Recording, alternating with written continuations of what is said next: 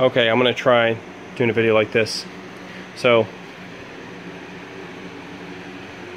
looking closely, surface rust that you run into. Now, from what I was told, the car was repainted way back in the day, and I'm talking like way back in the day. And this was by the family that first owned the car before the family that I acquired it from received it. And to my understanding, I was told it was a paint job to freshen it up, if you will. So you see here,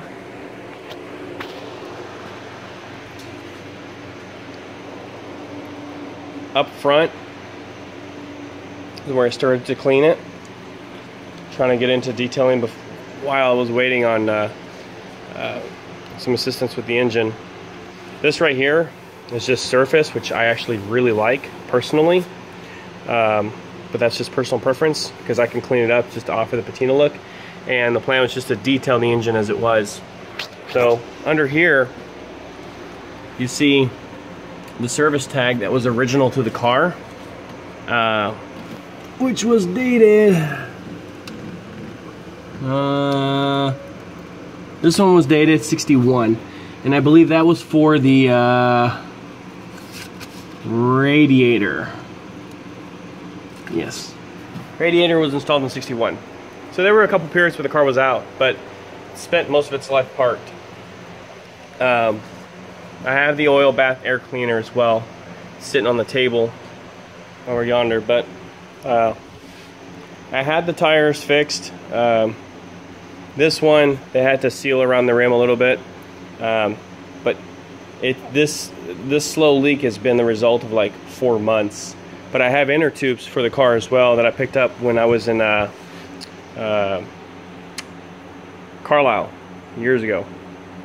So again, going into the rust, very little, very typical for a car that's been sitting. But the chrome is super clean, very, very minimal pitting. As I started to clean the chrome, you could see where the exposure could show you little divots, but when it's clean, you can hardly see it. Sorry, I've got the Pontiac in the way here.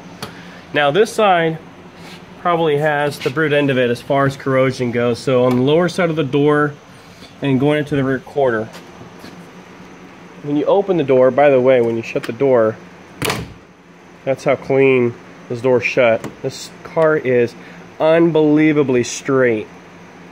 So, as far as corrosion goes, if you look here, right here, nothing structural, because when you look under here, it's only this bottom side of the rocker. But the actual shape to replace it with sheet metal is still there, so you don't necessarily have to start from scratch. This is the original floor. Okay, now the floor does need some patchwork in the back where it's pretty thin, but that's just from the exposure is all it is. But other than that, I mean, like I said, it's a thin area, but can be patched. Does not require full replacement floors at all, because the front is unbelievably solid. In the videos you showed that the car ran, things worked, air worked, lights worked. I still need to detail it some more. It's just constant detail. It's a little accessory, a little pipe tobacco accessory that I have. The seats. So the seats here are original seats with a cover over it. Believe it or not, this was later installed as well. The family did that to all their cars. It's the same with that 53 Packard that I have. I still have the 53 Packard. It's seat covers that were installed over the existing interior. It's just a styling option that they had. And as confirmed by the lady, there is nothing wrong with the seats underneath. But of course I have not attempted to take the seats out, just because I like the seat cover and I kind of like the patina look. So back here, I disconnected the cylinders to the top, little piston to the top, so it doesn't, so I could just move it down. Windows work. They go up and they go down. If you look at the gasket too, it's unbelievable. Just the time capsule and just the care that this car was taken. So handles are still good. So a lot of your really hard to find handles are there. Even for here, there's a small little crack on the other backside here.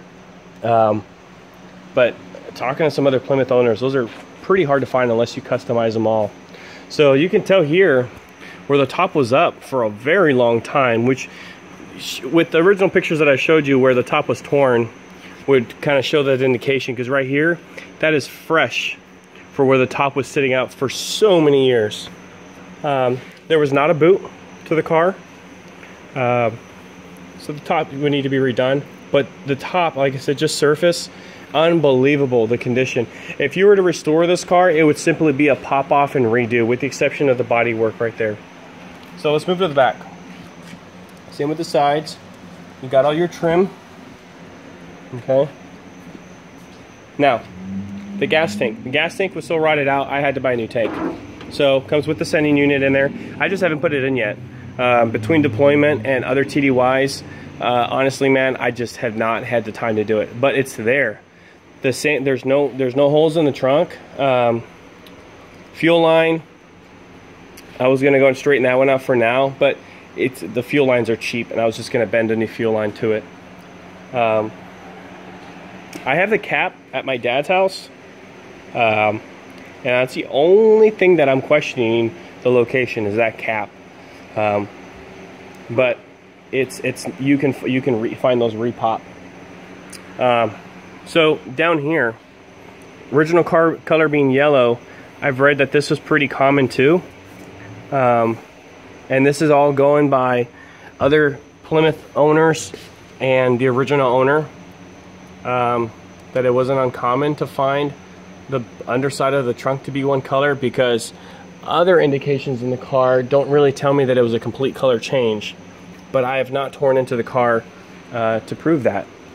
I simply go by the word of what seemed to be an honest family who have been collecting all their lives. So here's the other side. I've got, like I said, it does have where you can snap into the boot. Here's this side. Same thing with the floor. Same with the seats. Still runs on the 6-volt system. I jumped it, the starter with the 12-volt system to get it going, just so we can kind of do what we need to do. The points we were to clean off, and it's still running the original points. I had gotten a new battery about 1.5 years, 2 years ago. Put new plugs. It sounds like it's misfiring, but it could be other minor issues too. So I was going to replace the plugs, but it's got, or the wires. But yeah, man, this is the 50 Plymouth, titled in 49 because they used 50 parts, very common for that era. And I have the other tire, the original tire right here. I just haven't got it fixed yet. And of course the other hubcap. So yeah, here's the Plymouth 1950 ragtop.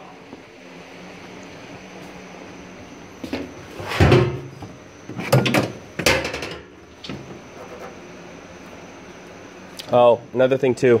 So back here, this right here, it's $50 on eBay. All it is a turn handle. That got snapped. It got caught and snapped on during transport. But like, I kid you not, it's 50 bucks on eBay. The little things that the car needs are very minute compared to the overall big picture. Look at the big picture, and you look at all of the car as a whole, minus the little, what, like $100 in total for the two little things, gas cap and the rear handle, which I actually have the rear handle. I was trying to fix it, but you know, with some of this pot metal, sometimes it's better to just go and buy repop. So not going to make a difference at all. So yeah, There she is. If you have any other questions, man, let me know. Seriously. Oh, you want to know about rust underneath? Oh, surface rust, man. So underneath, it's your typical for an old car.